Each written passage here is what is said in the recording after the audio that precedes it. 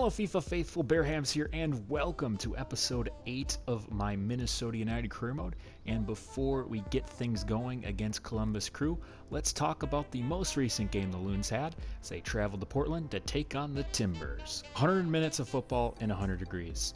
Good God, what a long night. Living in the Central Time Zone, the game ended around 12:30 and I was exhausted after the Loons' frustrating but hard-fought win against Portland at Providence Park.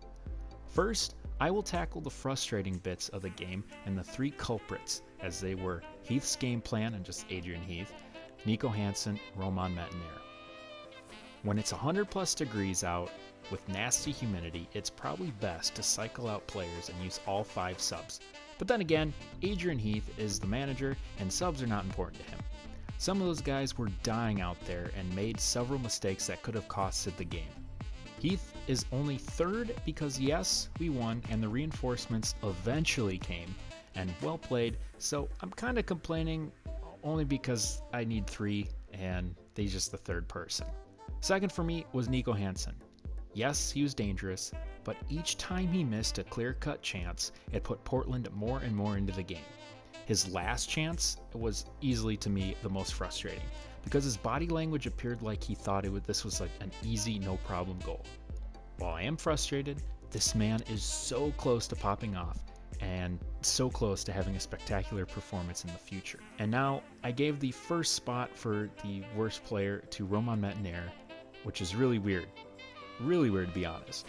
He made the runs that, he made all the runs and everything, but it was like the heat was getting to him, as a majority of his first half passes turned into turnovers and all of his touches were abhorrent.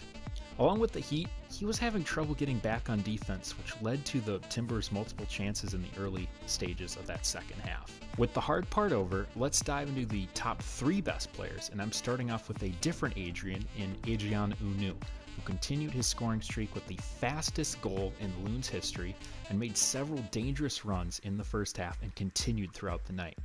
This designated player is getting more acclimated to the league, and it's satisfying to say the least. My second star would have to go to Baki Dabasi.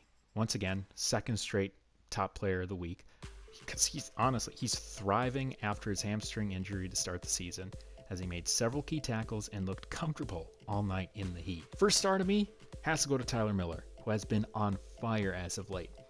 I admit to be more partial to Dane St. Clair, but with performances like this, he might hijack all first-team minutes from the young Canadian. That's also his 4th clean sheet on the season, believe it or not. Good game, Tyler. In closing, it's crazy to think in April we were panicking, and rightfully so, about the 4 straight losses to start the season. Now in 5th place, with new weapons contributing immediately, things are starting to turn around for the black and blue. For the game against Columbus Crew, we have Miller between the sticks, back 4 unchanged of Gaspard, Bassi, Boxall, and Metanair. Gregush coming in to play with Trapp. Then we have Lud, Reynoso, and Hansen as our midfielders. It would be Fragapane, but I don't know what's going to happen to him, and I haven't even signed him in the career mode yet. So I'm going to actually wait on that move until things are settled with the whole investigation with him in relation to the game against Portland. And then we have Hunou up top. As I am playing this game, I'm currently watching the Croatia-Spain match in the round of 16 of Euro 2020. And it's been a crazy last 20 minutes or so. Of course, the come from behind from Croatia, but now they're just getting absolutely slammed by Spain. So there's been 2 goals scored, one by Morata. I believe that is by...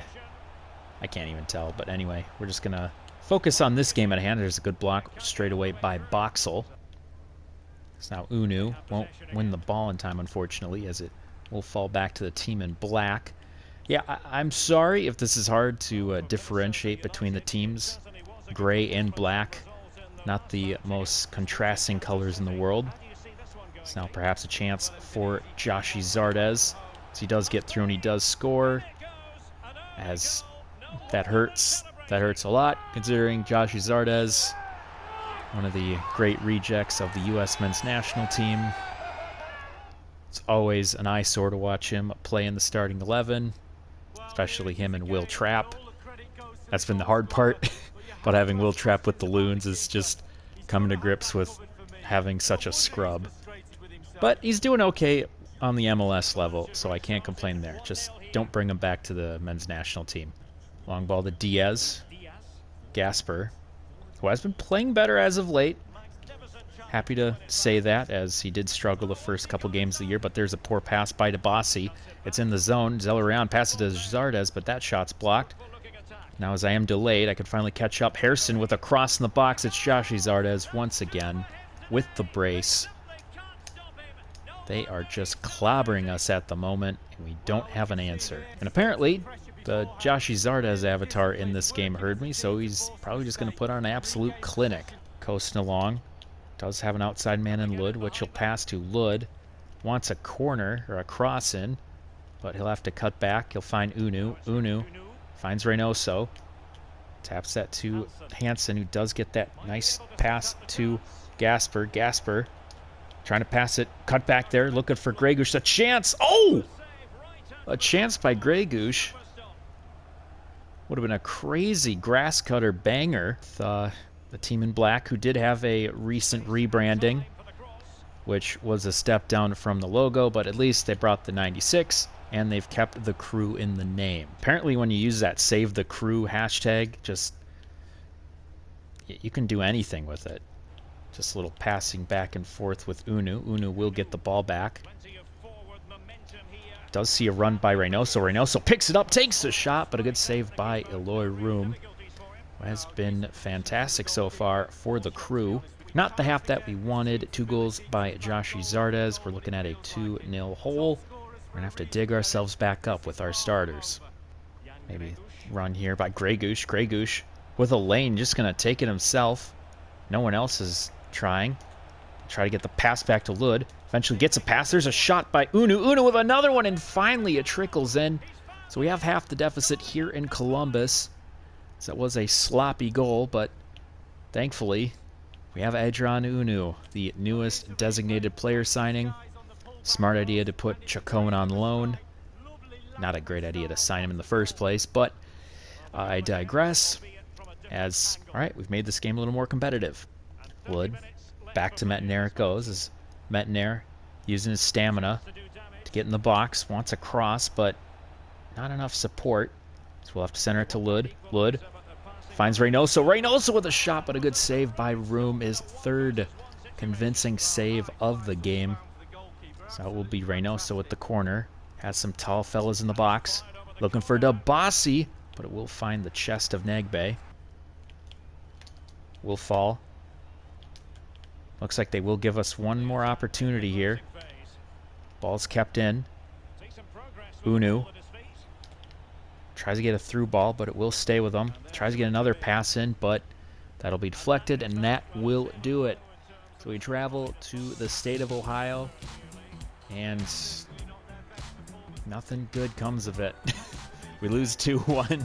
I didn't have much to say there, as we do lose to the current reigning MLS champions, Columbus Crew. Nothing much changes with that loss, as we are still in 2nd place, though a bunch of teams have a whole plethora of games behind they can catch up.